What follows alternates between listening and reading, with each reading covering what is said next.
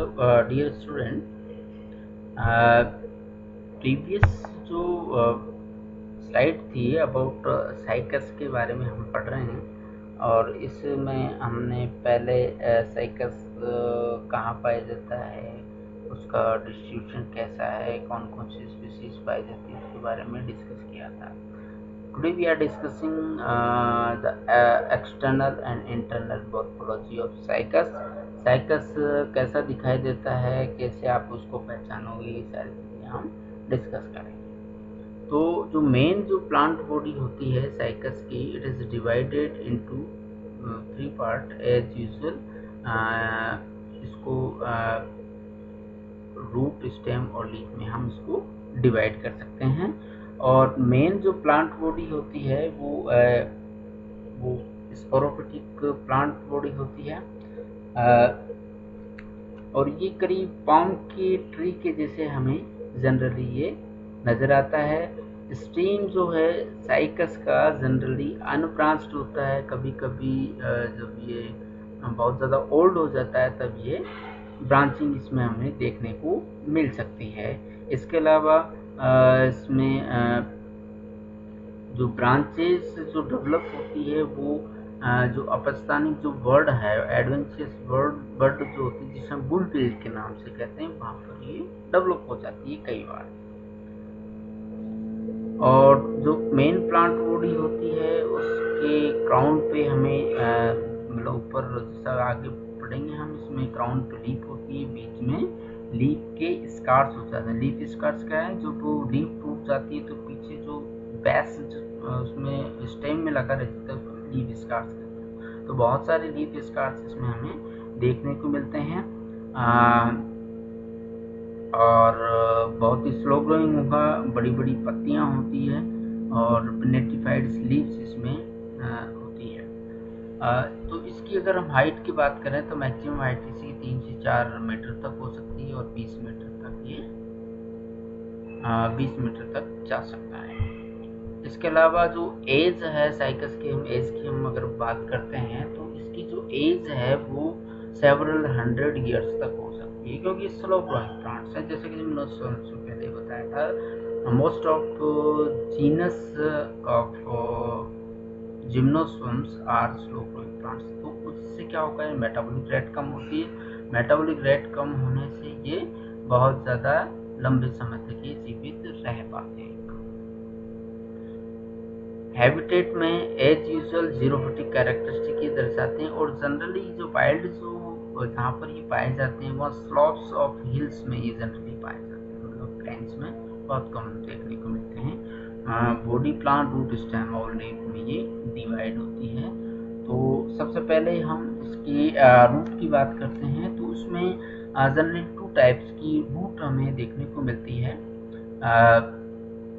Normal route और हॉर्लॉइड। इसमें जो नॉर्मल रूट होती है ये रेडिकल से ओरिजिनेटेड होती है और पॉजिटिव जियोट्रॉफिक होती है। पॉजिटिव जियोट्रॉफिक का मतलब है जो अर्थ है, अर्थ के सेंटर की तरफ ग्रो करना, और रूट केप इनमें प्रेजेंट होती है।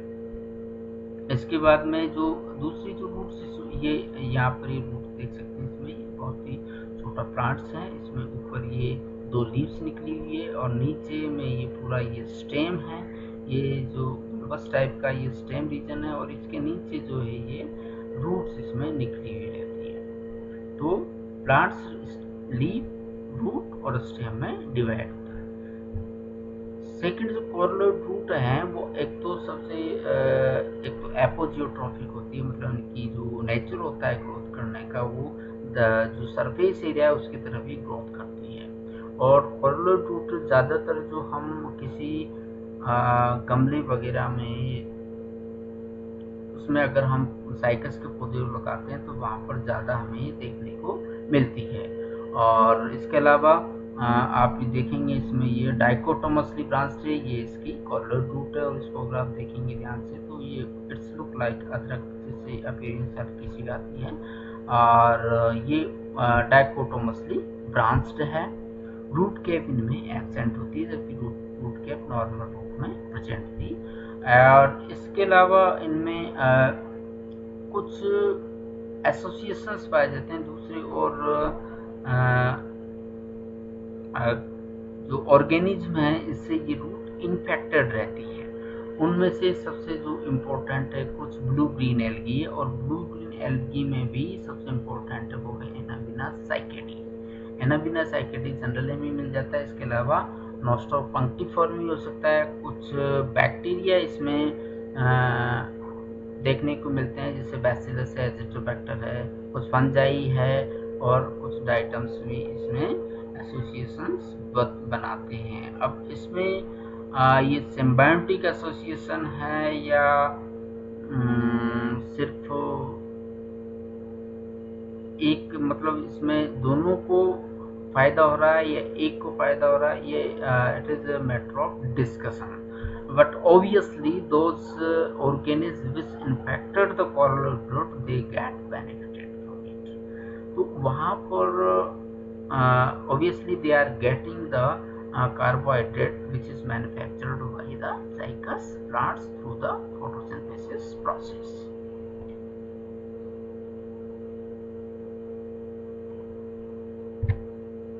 इसकी अगर हम स्टेम की अगर हम बात करते हैं तो स्टेम जो है यहाँ पर ये देखो, इसका ये साइकस का स्टेम है, और इसमें शॉर्ट तो कैसा था, जब इनिशियल स्टेज में ट्यूबरेनी होता है, ये अंदर जमीन के अंदर ही ग्रो करता है, और ट्यूबलर शॉर्ट स्टाउट होता है। और जो मैच्योर वुड होता है ये बॉडी होता है, इरेक्ट होगा, कॉलमनर होगा, आर्बोरेसेंट होता है, बड़ा होता है, और इसमें वियर्स क्राउन्स ऑफ लीफ, इसमें ऊपर क्राउन और लीफ मिलते हैं, और पूरे जो स्टेम है इसमें लीफ स्कार्स इसमें देखने को मिलते हैं।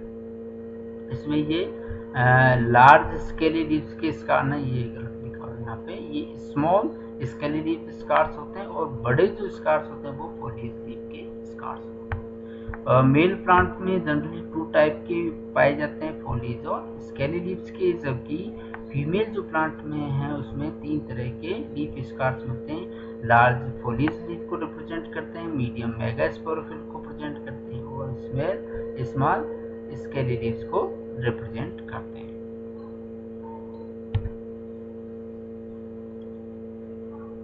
इसकी अगर लीफ की एक्सटर्नल मॉर्फोलॉजी की हम बात करें तो इसको पहले इसका डायग्राम हम देख लें इसको, और डायग्राम देखने के बाद में हमें बहुत सारी चीज़ें इसमें समझ में आ जाएगी। और इसमें 2 प्रकार की जो लीव्स इसमें डाइमॉर्फिक लीफ पाई जाती है, तो एक तो फॉलियस लीव्स होती है और दूसरी स्केली लीव्स। यहाँ पे ये देखिए, दिस इज द फॉलियस लीफ, और ये सिंगल लीव्स है ना। और यहाँ इस डायग्राम अगर आप देखेंगे, इट इज शोइंग सर्चिनेट बर्नेशन, जिसकी हम आगे बात करने वाले हैं। और ये जो है ये ट्राइंगुलर शेप में जो आपको दिख रही है, बिल्कुल ब्राउन है, स्कैली है, बहुत हार्ड इन नेचर होती है। अगर आप इसको हाथ से टच करेंगे तो ये कुछ कांटे जैसी हमें अपीयरेंस देती है, तो इसको हम स्केली लीव्स कहते हैं। ये कैसी होती है, स्मॉल होती है, ड्राई है, नॉन ग्रीन है, ट्राइंगुलर इन शेप है, और एक रेमेंटा लाइक स्ट्रक्चर से ये कवर्ड रहती है। इनका जो मेन काम है, ये जो यहाँ पर जो डेवलपिंग जो सूट है, यहाँ पर जो डेवलपिंग सूट है उसको प्रोटेक्शन प्रदान करना। जब अगर आप हाथ भी अगर इसमें डालेंगे तो आपका हाथ वहाँ पे नहीं जा सकता है जहाँ से ये शूट डेवलप हो रहा है या फिर कॉर्न डेवलप हो रहा है, तो चारों तरफ ये पाई जाती है। इसके अलावा जो फोलियस लीफ है ये करीब 1 से 3 मीटर तक लंबी हो सकती है, पिनेटली कंपाउंड्स होती है, और यहाँ पर leaflet arranged in rackets, this is ये बीच का पार्ट रैकेट्स कहलाता है, और ये क्या है इसके, ये लीफलेट्स है।